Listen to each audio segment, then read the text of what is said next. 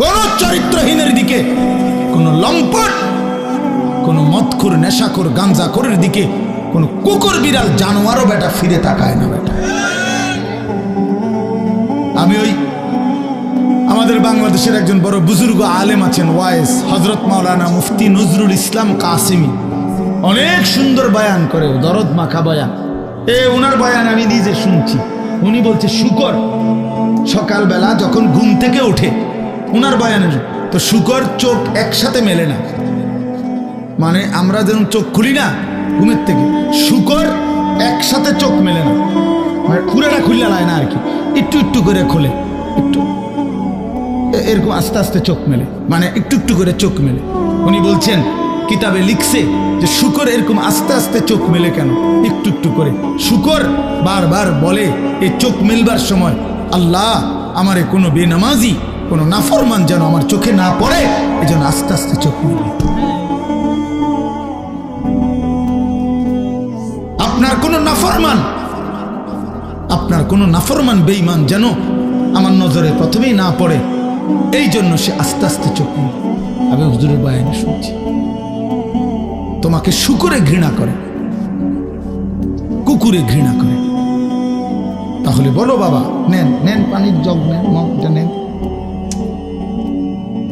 তাহলে এই জন্য বাপ কেন নামাজ পড়ো না? কারো কাছ থেকে ইজ্জত পাইছো? একটা ছেলে বলো যে হুজুর আমি নামাজ না পড়ার কারণে আমারে মানুষ অনেক সম্মান করছে? কেউ পাইছো কিনা একটা ইজ্জত? তাহলে এটা কি ধরনের জীবন তুমি বুঝো না? আমরা বুঝি না আমার ঘরে মানুষ মহব্বত করে না করে না, এটা আমি বুঝি না? কথা কও না দুলা, আমি এটা বুঝি কিনা, তুমি বুঝো কিনা? তো মানুষের অনুভব হয় না? এটা তো অনুভব হওয়ার বিষয়, যে আমার তো একটা বুঝ আছে যে মানুষ আমারে ভালোবাসে কিনা, ঠিক কিনা বলেন না কেন? আমারে এই হাজি সাহেব যদি মহব্বত না করতো তো আমি প্রতি বছর আইলাম কেন? 50,000 টাকার জন্য নাকি 1 লাখ টাকার জন্য? এখানে আমি মেয়ে বিয়ে দিছি এখানে মিয়া, তাহলে ভালোবাসার জন্য, আল্লাহর জন্য, মহব্বতের জন্য। তাহলে বুঝা গেল তোমরা ছেলেরা বাবা, আমি রাত হয়েছে এই জন্য দেরি করতে চাই না, তোমরা একটা ছেলে হইলো ভাইবো, তুমি ইনসাফের সাথে তোমারে মানুষ ভালোবাসে কিনা, এই সমাজের মানুষ তোমার দিকে তাকাইলে কি মনে করে তুমি বুঝো না? তুমি বুঝো না ভাইয়া? কি পাইছো নামাজ না পড়ে? নারী দেখতে দেখতে, উলঙ্গ ছবি দেখতে দেখতে অর্জনটা কি? অর্জনটা কি? কিচ্ছু না, ধোকা, ধোকা খাইছো। এই জন্য আগামীকাল রাত আমি অনুরোধ করলাম, আগামীকাল শবে বরাতের এই রাতে আলাদা আলাদা, শবে বরাত উৎসব না, শবে বরাত অনুষ্ঠান না, শবে বরাত বিরিয়ানি না, শবে বরাত খিচুড়ি না, শবে বরাত জিলাফি না, শবে বরাত ইবাদত।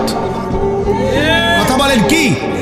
সবাই বলেন কি? এটা ইবাদত বেটা, ইবাদতের জন্য, এটা নফল বন্দেগীর জন্য। প্রত্যেক বছর আপনারে এশার নামাজের পরে 2 ঘন্টা প্রতি বছর শবে বরাতে আপনারে 2 ঘন্টা দইরা একবারে লাফাইয়া আপনারে ওয়াজ করে সুর দিয়া গাইয়া দুইলা বুঝাইলাম শবে বরাত, যে বুঝছেননি? হ্যাঁ বুঝছে, ঠিক ঠিক ঠিক কিনা? ঠিক, হ্যাঁ ঠিক ঠিক ঠিক কিনা? কিটা ঠিক কিনা? বুঝছে শবে বরাত, বুঝছে।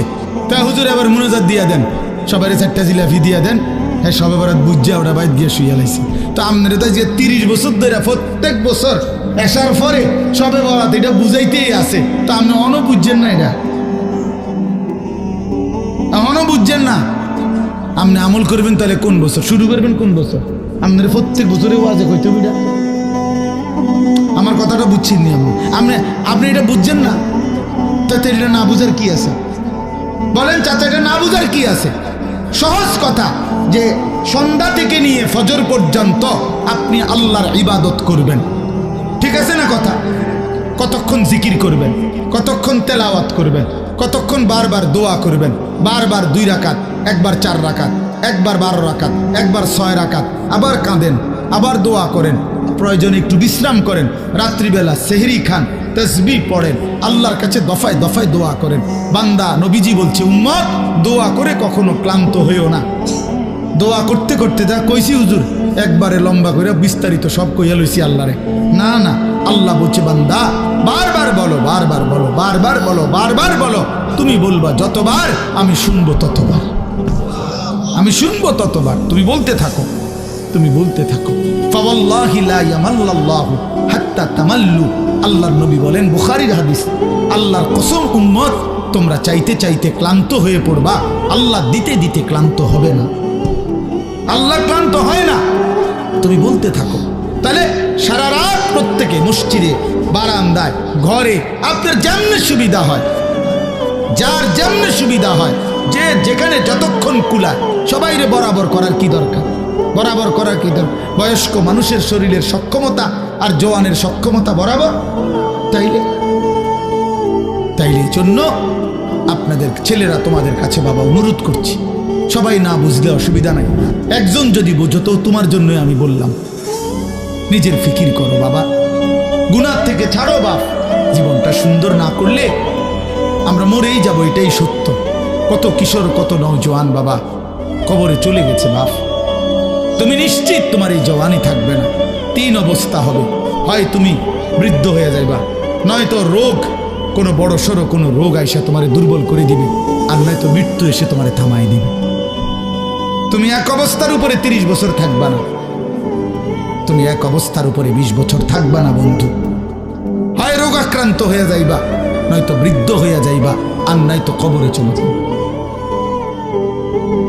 তোমাকে ছেড়ে দিতে হবে দুনিয়া, তোমাকে এই জওয়ানি ছেড়ে দিতে হবে। এই জন্য আমি অনুরোধ করছি প্রত্যেকটা নওজোয়ান আগামীকালকে রাত্রে জাগার সিদ্ধান্ত নাও। বলো ইনশাআল্লাহ, তোমার মতো করে দিনে প্রয়োজনে একটু ঘুমায় নাও, দিনের বেলা জোহরের পরে আসরের আগে একটু বিশ্রাম করে নাও, কোনো অসুবিধা নেই। রাত্রি যাতে জাগা যায়, মানে রাত্রি একটু বেশি জাগবার আশায় দিনে একটু বিশ্রাম করে নেন। মানুষ বড় পরিশ্রম করার আগের থেকে তো প্রস্তুতি নিয়ে নেয়। সেনাবাহিনীওয়ালারা বলে আর্মির ট্রেনিংয়ের মধ্যে কঠিন প্রশিক্ষণ, সহজ যুদ্ধ। কঠিন প্রশিক্ষণ, যুদ্ধ সহজ। তাইলে একটু প্রস্তুতি নিয়ে রাত্রি জাগার জন্য যদি আমরা চেষ্টা করি, আর বারবার দোয়া, ইস্তেগফার, কান্নাকাটি, গুনাহ মাফ চাই, তো আল্লাহ তাআলা ভীষণ খুশি হবে, ভীষণ খুশি হবে। পরের দিন রোজা রাখলে, রোজা তো আলহামদুলিল্লাহ প্রত্যেক আরবি চাঁদের 13, 14, 15 আল্লাহ নবী সাল্লাল্লাহু আলাইহি সাল্লাম রোজা রাখতেন। এই আজকে বৃহস্পতি, শুক্র, শনি, আলহামদুলিল্লাহ আমরা আজকে রোজা রাখছি। আগামীকাল পরশু আমাদের রোজা রাখার, বাসার বিবি বাচ্চা ওরাও রোজা রাখছে। তো এই জন্য মাদ্রাসার ছাত্র ওস্তাদরা রোজা রাখছে, তো এটা আমরা শুরু করে দিছি আলহামদুলিল্লাহ। এই জন্য বললাম রোজা রাখার চেষ্টা করলে, মাহে রমজান আমাদের সামনে, আল্লাহ তাআলা বড় বেশি মহব্বত করে বলছে, বান্দা রমজান কদর করলে আমি ওয়াদা দিলাম 1 মাসে আমি তোমাদেরকে মুত্তাকি বানিয়ে জান্নাতি বানিয়ে দেব। জান্নাতি বান্দা আমি জান্নাত দিতে চাই, বান্দা আমি জান্নাত দিতে চাই। আল্লাহ তাআলা কোরআনে কতভাবে বলছে, কতভাবে যে আমার বান্দা আমি জান্নাত দিতে চাই, তুমি নেও বান্দা। ওয়াসারিউ ইলা মাগফিরাতিম মির রাব্বিকুম ওয়া জান্নাতিন। আল্লাহ বলে আমার বান্দা জলদি আসো, আমার থেকে মাগফিরাত নাও এবং আমার জান্নাত নাও। ধরো বান্দা ধরো, আমি দিতে চাচ্ছি তোমার। আল্লাহ নবী সাল্লাল্লাহু আলাইহি সাল্লাম বলছে, হাসরের ময়দানে আল্লাহ জাহান্নামে ফেলে দেওয়ার পরেও ফেরেশতাকে আবার বলবে, ফেরেশতারা আখরিজু মিনান নার মান কানা ফি কলবিহি মিসকালু হাববাতিন মিন খারদালিন মিন ঈমান। আল্লাহ বলবে ফেরেশতারা, এই যে জাহান্নামে যাদেরকে ফেলছো ওদের ভিতরে আবার তালাশ করো, যদি আমার এমন একজন বান্দাও পাও যার দিলের মধ্যে 1 বিন্দু সরিষার দানা পরিমাণ ঈমান বাকি আছে, তো তাকেও জাহান্নাম থেকে তুলে আমার জান্নাতে দিয়ে দাও। কি পরিমাণ আল্লাহ পাক জান্নাত দিতে চান। আমরা হাদিসে পড়ছি, আল্লাহর নবী সাল্লাল্লাহু আলাইহি সাল্লাম বলছেন, 2 ব্যক্তিকে আল্লাহ তাআলা জাহান্নাম থেকে উঠাবে, জাহান্নাম থেকে তুলে আনবে। তুলে আইনা মাঝখানে জান্নাত এবং জাহান্নামের মাঝখানে খালি জায়গায় রাখবে।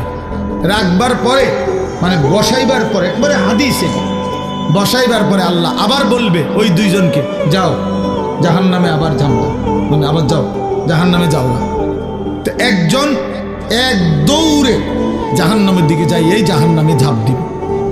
আর আরেকজন আস্তে আস্তে হাইটা হাইটা 2 কদম হাঁটে আর পিছন দিকে আবার তাকায়, আবার 2 কদম হাঁটে পিছন দিকে তাকায়, এভাবে একটু একটু করে হাইটা হাইটা জাহান্নামে গিয়ে পড়বে। তো আল্লাহ তাআলা আবার 2 জনকে উঠাবে, এই 2 জনকে উঠাইয়া প্রথম জনরে বলবে, তুমি এরকম দৌড় দিয়া জাহান্নামে পড়ে গেলা কেন? সে বলবে, মাওলা জীবনভর আমি আপনার নাফরমানি করেছি, আপনার কথা মানি নাই বলেই তো আমি জাহান্নামী হয়েছি। আজ যখন আপনি আমারে জাহান্নাম থেকে তুলে ওই মাঝামাঝি জায়গাতে রাখছেন, রাইকা আবার যখন কইছেন জাহান্নামে যাইতে, পড়তে, লাফ দিতে, তো এটাও তো আপনার একটা হুকুম। চিন্তা করছি জীবনে কোনো হুকুম না মাইনেই তো জাহান্নামী হইলাম, তা আজকে একটা হুকুম মানি আর এই জন্য আপনার হুকুম মানার জন্য জাহান্নামে গিয়ে লাফ দিলাম। আল্লাহ বলেন, আমিও তোকে মাফ করে দিলাম, যা জান্নাতে যা। এইবার আল্লাহ তাআলা বলবে দ্বিতীয় জনকে, তুমি এরম করলা কেন? তুমি কি তা জানে পিছে পিছে কি চাইলা? তো সে বলবে, মাওলা আমি তো জাহান্নামী, আমার আযাব তো হচ্ছিলই, তো আপনি যখন আমার এই জাহান্নাম থেকে তুলে এই খালি জায়গায় আইনা বসাইলেন, আমি ভাবছি আপনার মায়া লাগছে, আমারে দয়া করবেন, আমি মনে করছি আমারে মাফ করে দিছেন বা মাফ করে দিবেন, এই জন্য উঠাইয়া আনছে। এখন আবার যখন আমারে জাহান্নামেই পড়তে কইছেন, যেন আমি একটু একটু আগাইয়া পিছন দিকে চাই, আপনি কোনো ডাক দেননি, আপনার মায়া জানি আবার লাগেনি কোনো, আপনি আমারে ডাক দেননি। তো আল্লাহ তাআলা বলবেন, বান্দা আমি তোকেও মাফ করে দিলাম, যা তুইও আমার জান্নাতে যা। এইভাবে আল্লাহ তাআলা বান্দাকে মাফ করতে চায় বাপ। এই জন্য এই চাচা সুন্দর কথা বলছেন, আর কি করতে, এটা কিন্তু দিলের কথা, আর কি করতে হবে? প্রিয় নওজোয়ান, আমরা মুসলমান, আমরা মুমিন, আমাদেরকে আল্লাহ জান্নাত দিতে চায়, মাফ করতে চায়, জাহান্নাম দিতে চায় না। আমাদের নবী সাল্লাল্লাহু আলাইহি সাল্লাম বলছেন, উম্মত আমি তোমাদেরকে জাহান্নাম থেকে কিভাবে বাঁচাইতে চাই। নবীজি একটা উদাহরণ দিছে, ওয়া আনা আখিযুম বিহুজাজিকুম।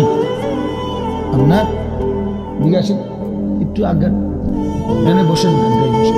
মানে কেউরে যদি আমি ফিরাইবার জন্য যে হাতে ধরে বললাম, ভাই আইয়ালাম, তুমি যাইও না ওইদিকে, তো সে বলে টান দিয়ে হাত ছাড়াইয়া ফেললো, বুঝেন নাই? এবার আমি তারে বললাম যে ভাই কাঁধে হাত দিয়ে, ভাই ভাই ভুল করো না, আগুনের দিকে যাইও না, আও তুমি ফিরে আসো। তো সে আমার হাত কাঁধের থেকেও আপনার সরাইয়া ফেললো, সরেন মিয়া, আমারটা আমি করবো, আপনার কি? তো আমার হাতে ধরা হাতও কি করে দিল, ছুড়ে দিল, ফেলে দিল, কাঁধে রাখা হাতও ফেলে দিল। এবার আমি যদি তার কোমরে জড়াইয়া ধরি যে না ভাই আমি আপনার আগুনে পড়তে দিব না, আমি বাইচা থাকতে আপনারে জাহান্নামে পড়তে দিব না, আপনাকে বরবাদ হতে দিব না, আমি কোমরে জড়ায় ধরেও যদি টানাটানি করি, এবার সে চাইলেই আমার থেকে ছুটাটা তার জন্য কঠিন, কঠিন না? মানে কোমরে জড়াইয়া ধরলে ছুটা আলগা হওয়া কঠিন কিনা? এই আল্লাহর নবী কসম বাবা, নবীজি বলছে, উম্মাহ আমি তোমাদের প্রত্যেককে চাচ্ছি এইভাবে কোমরে জড়াইয়া ধরে ধরে জাহান্নাম থেকে বাঁচাও। ওয়া আনা আখিযুম বিহুজাজিকুম।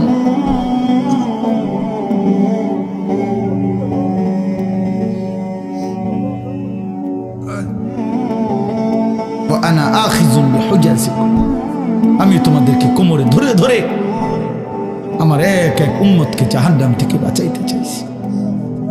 এবার ভেবে দেখো ভাইয়া, তোমার জন্য নবী কত কাঁদছে, কতটা ফিকির করছে।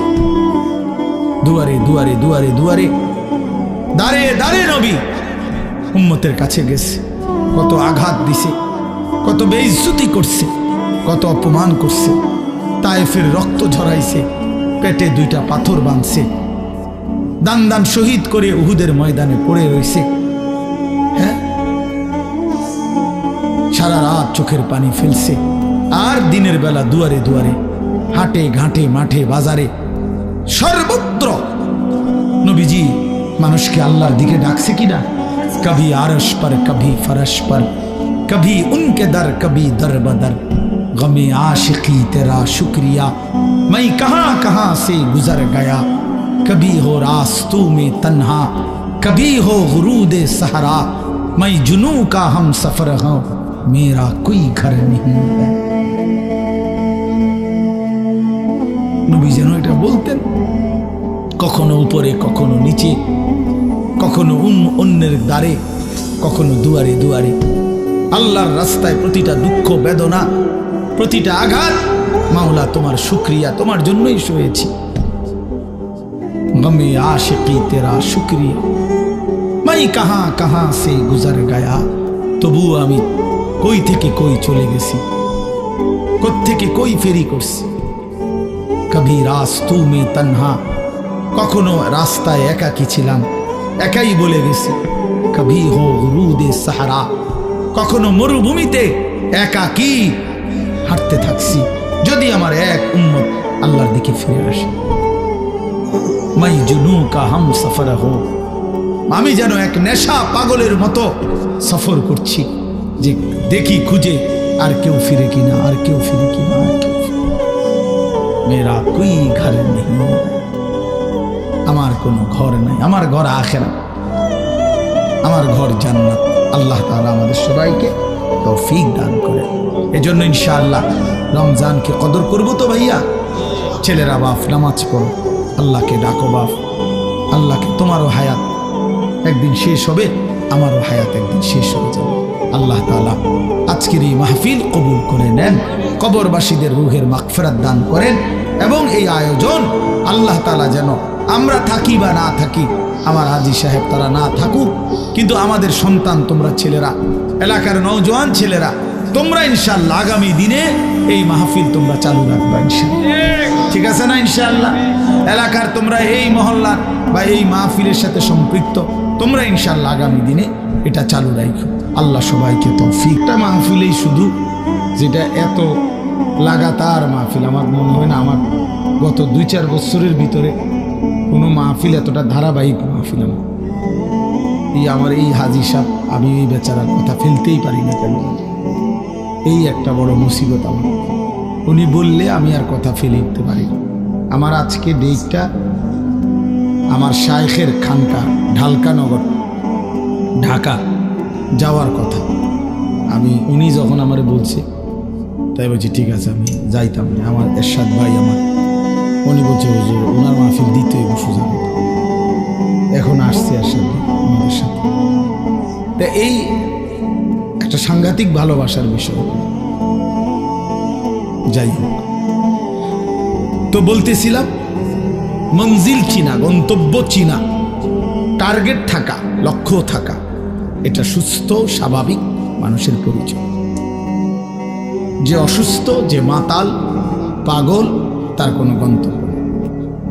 কোথায় গিয়ে থামবেন কি জানি, কত টাকা রোজগার করলে আপনি তৃপ্ত হবেন জানা নাই, জানা নাই। এই জন্য দুনিয়া তৃপ্ত হওয়ার জায়গা না। আমাদের মঞ্জিল, আমরা মোমেন, আমাদের ঈমান, আমাদের ঈমানের ওই পিঠে জান্নাত। আমরা মুসলমান, আমরা মোমেন, অতএব আমাদের গন্তব্য জান্নাত। মোমেনের গন্তব্য মূলত কোথায়? জান্নাত। قد أفلح المؤمنون, আল্লাহ বলছে সমস্ত ঈমানদার সফল হয়েছে, ঈমানদার সফল। আর সেই সফলতার গন্তব্য কোথায়? আল্লাযীনা ইয়ারিসুনাল ফিরদাউসা হুম ফিহা খালিদুন। আল্লাহ বলেন নির্ধারিত কতগুলো আমল ঠিকমতো করলে আমার সেই মুমিন বান্দা উত্তরাধিকারী হবে জান্নাতুল ফিরদাউসের, এবং সেখানেই চিরস্থায়ী। আলহামদুলিল্লাহ। না দেখিয়ে কবরে নিয়েন না, মদিনা না দেখিয়ে কবরে নিয়েন না। আল্লাহ আল্লাহ আল্লাহ আল্লাহ আল্লাহ, আমার এই মাফ করে দেন, আমার এই মাফ করে দেন। আল্লাহ আমার মাদ্রাসা কবুল করে নেন। আল্লাহ আমার মাওলানা ইয়াহইয়াকে কবুল করে নেন। হাফেজ ইরশাদকে আপনি কবুল করে নেন। আল্লাহ আমার বন্ধুদেরকে কবুল করে নেন, দোস্ত আহবাবদেরকে কবুল করে নেন। রব্বির হামহুমা কামা রব্বায়ানি সগীরা। আল্লাহ আগামীকাল শবে বরাত, আল্লাহ আপনি আমাদেরকে রহমত মাগফিরাতের এই রাত জাগার তৌফিক দেন, রমজানের বন্দিগি করার তৌফিক দেন। আল্লাহ ছেলেগুলোকে কদর করার তৌফিক দেন। সুবহান রাব্বিকা রব্বিল ইজ্জাতি আম্মা ইয়াসিফুন ওয়া সালামুন আলাল মুরসালিন ওয়ালহামদুলিল্লাহি রাব্বিল আলামিন।